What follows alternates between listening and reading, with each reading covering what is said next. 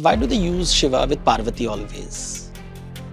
Because if you're talking about only a male form, it means someone who has withdrawn from the world but not bothered whether the world needs him or not. It has fruits and flowers which others are consuming. So it's a give and take.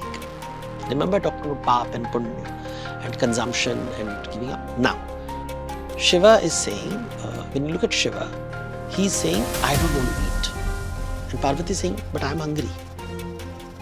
So that's why the two concepts coexist. Shiva is when the Parvati says, what about my hunger? Mujhe bhook lagti hai. So she's Chamunda. She's always shown as she's hungry, ravenous. See, whenever somebody is trying to tell about Shiv, first look at them carefully. If they're not married, don't trust them. Because they're not getting the point. You see, the point is, why do they use Shiva with Parvati always? Because if you're talking about only a male form, it means someone who has withdrawn from the world but not bothered whether the world needs him or not. So it's like in nature, every organism is consumed by other organisms. You exist to consume others and to be consumed by others.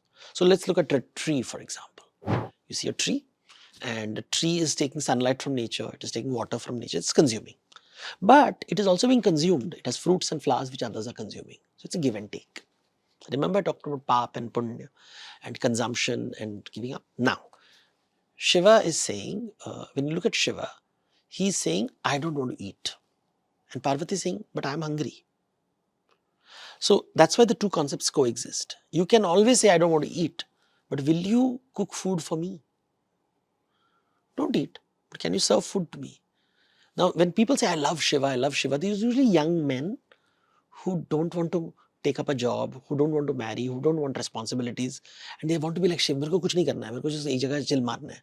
But basically, I don't want responsibility, I don't want accountability, I don't want to bear the burden of privilege. Now, they're using Shiva as a technique, not to, that's a toolkit. And all the Gurus, that's why they'll all go to the Gurujis who dress in these funny ways. Every Guruji dresses up like a clown, I feel. I don't know why they dress up in these funny clothes, because wisdom has nothing to do with these clothes. And you can just explain it so simply, wearing anything you want. But they'll wear all these bhabut and chandan and talk in Sanskrit and all that kind of things. And that kind of a drama hota hai, wo nautanki ke jaise hota hai. But the point is, the whole idea of Shiva is when the Parvati says, what about my hunger? Mujhe bhook lagti hai. So she's Chamunda. She's always shown as she's hungry, ravenous. She's if you Google an image of Chamunda, you'll see it's a very, somebody who's like very thin, emaciated, usko bahut bhook lagta hai, wants to eat a lot. And basically she's looking at Shiva and saying, you know what, will you feed me or not feed me? Tell me. Like, what's the point of your existence if you're not going to feed me? Great if you don't want to eat. So that's what Shiva means. The person who's saying that I don't want to eat, but what about other people's hunger?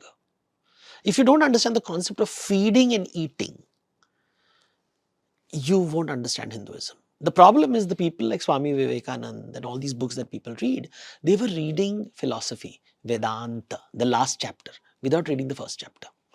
You know, Veda is a whole corpus. And Vedanta is the last chapter of the Veda.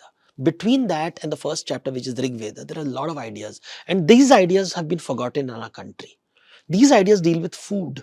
Who eats, who is, so it always, I mean, food sounds so pedestrian, but it is about कौन खाना खाता है, कौन खाना खिलाता है, खाने के लिए किसको मारते हो?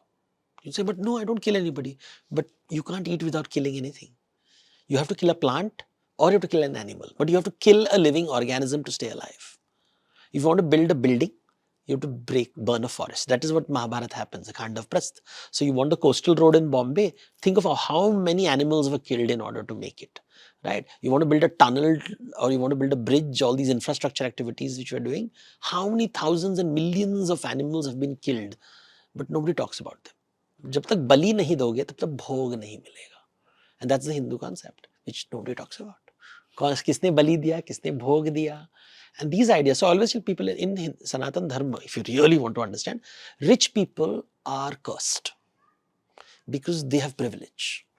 And all rich people in the next life will go to Narak because they have consumed and hoarded all the wealth. They have not shared it. They have not created Vaikuntha.